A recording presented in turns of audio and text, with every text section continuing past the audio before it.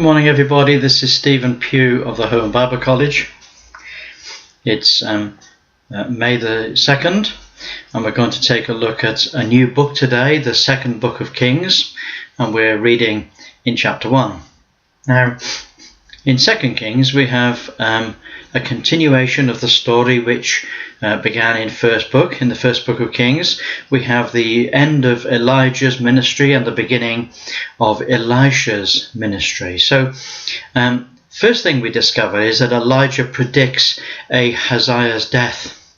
Moab had rebelled against Israel after the death of Ahab, and Ahaziah fell down through a lattice in his upper chamber that was in Samaria and was sick as a result. And he sent messengers and said, "Go and inquire of Beelzebub, the god of Ekron, whether I will recover from this disease." But the angel of the Lord said to Elijah the Tishbite, "Arise and go to meet the messengers of the king of Samaria, and say to them, Is it not because there is not a God in Israel that you go to inquire of Beelzebub, the god of Ekron? Now therefore thus saith the Lord, Thou shalt not come down to that bed on which thou art gone up, but thou shalt surely die." Elijah returned, and when the messengers turned back unto him, he said unto them, "Why have you turned back?" And they said to him, "Well, that we met a man of God, who said to us, Go and turn again unto the king that sent you, and say to him, Thus saith the Lord, Is it not because there is a God in Israel?" and so on. And the king says, "Well, what sort of man was it that met you and told you these things?" And they said, "He was a hairy man. He was girt with a girdle of leather about his loins." And he said, "It is Elijah the Tishbite." Then the king sent unto him a captain of 50 with his 50, and said to him, "Go up to the top of the hill and speak to him." And they said, "Thou man of God, the king said, Come down." And Elijah answered to the captain of 50, and said, "If I be a man of God, then let fire come down from heaven and consume thee and thy 50.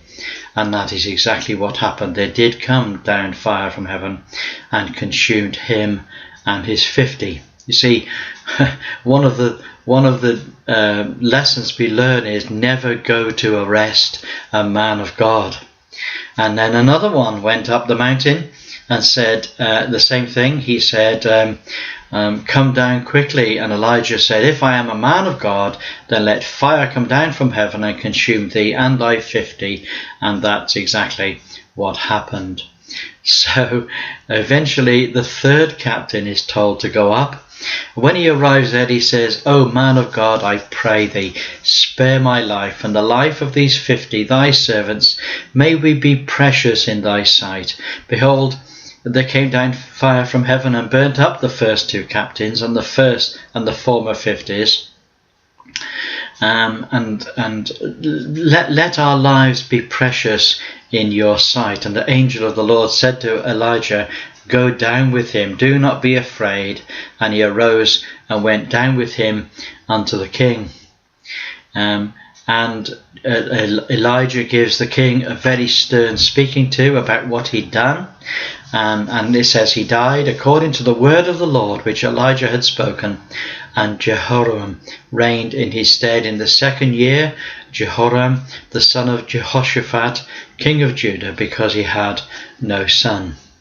Now, in chapter 2, we have a wonderful passage, one that we all know about, and yet we all can slightly misread it. So let's read it together.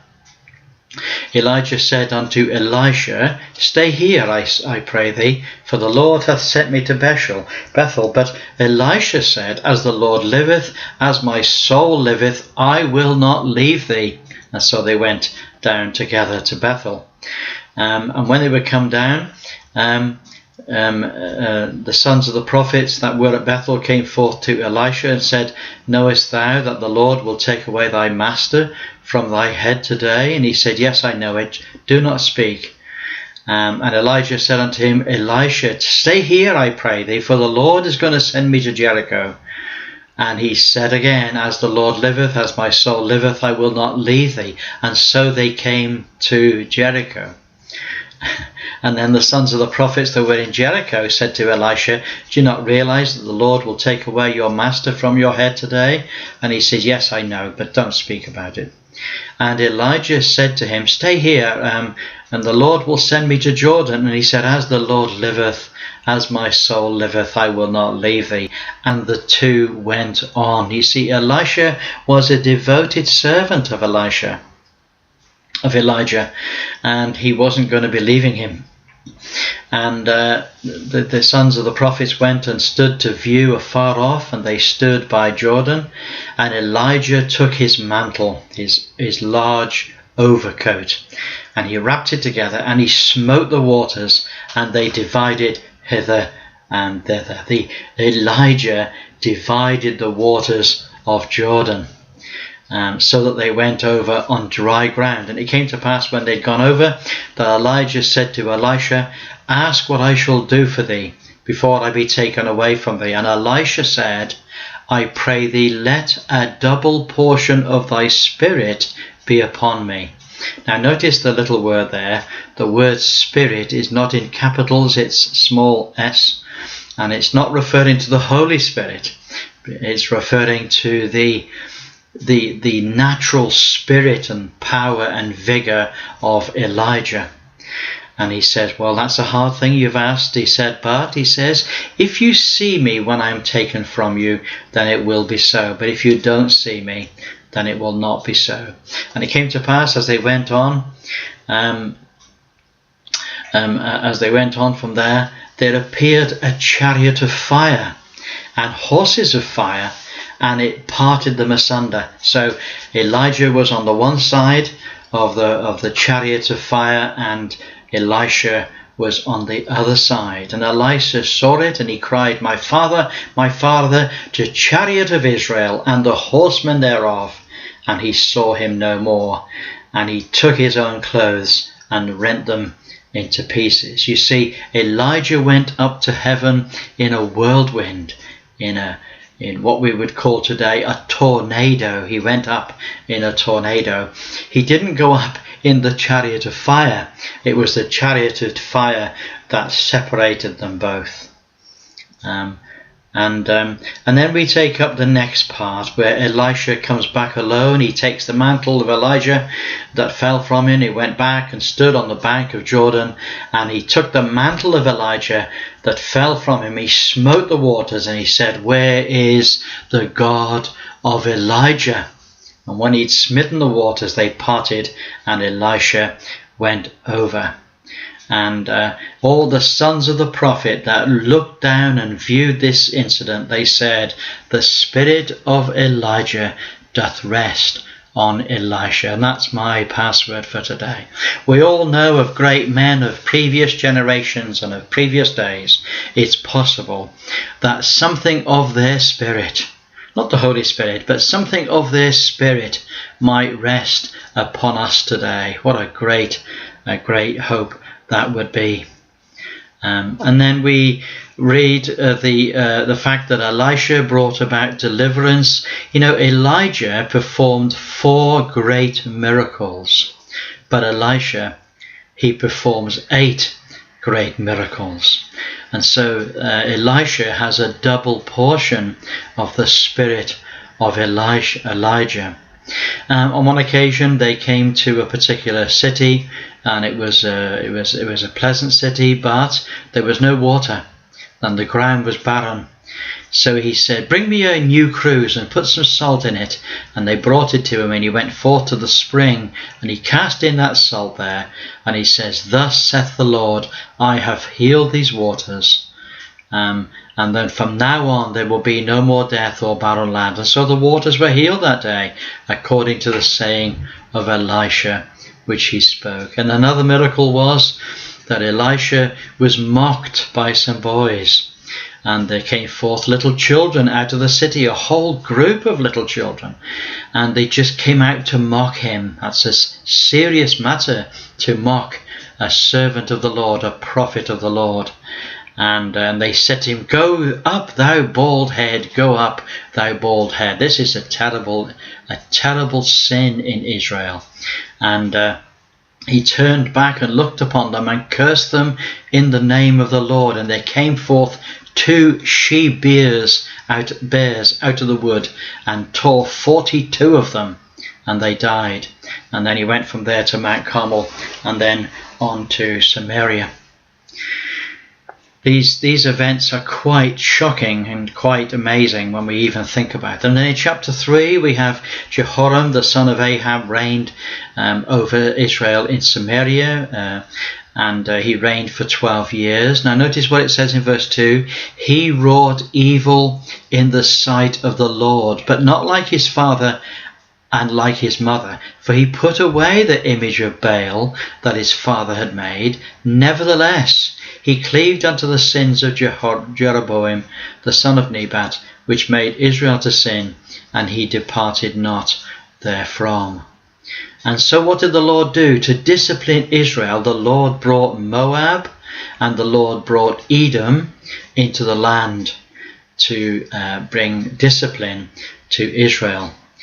Jehoshaphat wasn't sure whether to go to battle. He said, is it not a prophet of the Lord that I can inquire of him? And they said, well, there's Elisha, the son of Shaphat, which poured water onto the hands of Elijah. And they said to Elisha, shall we go to battle?